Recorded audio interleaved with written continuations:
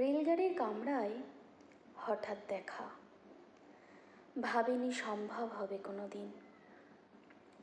আগে ওকে বারবার দেখেছি লাল রঙের শাড়িতে, ডালিম ফুলের মতো রাঙা। আজ পরেছে কালো রেশমের কাপড়, আঁচল তুলেছে মাথায়, দোলন চাপার মতো চিকন গৌর মুখখানি ঘিরে।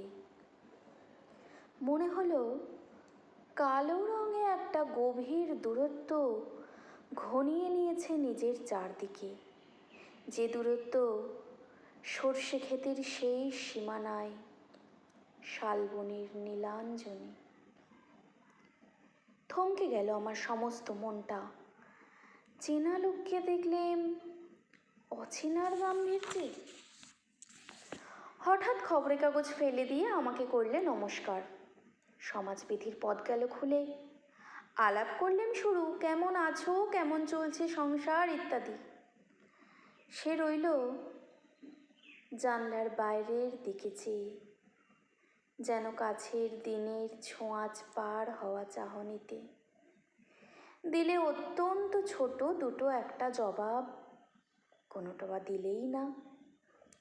বুঝিয়ে দিলে হাতের অস্থিরতায়, কেন এসব কথা? এর চেয়ে অনেক ভালো চুপ করে থাকা। আমি ছিলাম অন্য বেঞ্চিতে ওর সাথীদের সঙ্গে। একসময় আঙুল নেড়ে জানালে কাছে আসতে। মনে হলো কম সাহস নয়। বসলুম ওর এক বেঞ্চিতে। গাড়ির আওয়াজের আড়ালে বললে মৃদু স্বরে, কিছু মনে করো না।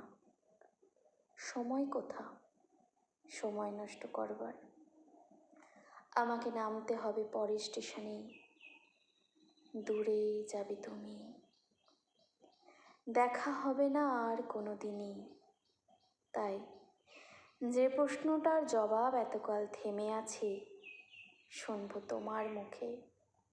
সত্য করে বলবে তো? আমি বললেম, বলবো।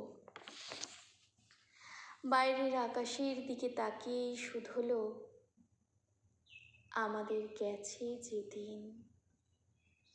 একেবারেই কি গেছে? কিছুই কি নেই বাকি? একটুকু রইলেম চুপ করে। তারপর বললেম, রাতের সব তারাই আছে দিনের আলোর গভীরে। খটকা লাগলো, কি জানি বানিয়ে বললাম নাকি। ও বললে, থাক এখন যাও ওদিকে। সবাই নেমে গেল পরের স্টেশনে। আমি চললেম একা।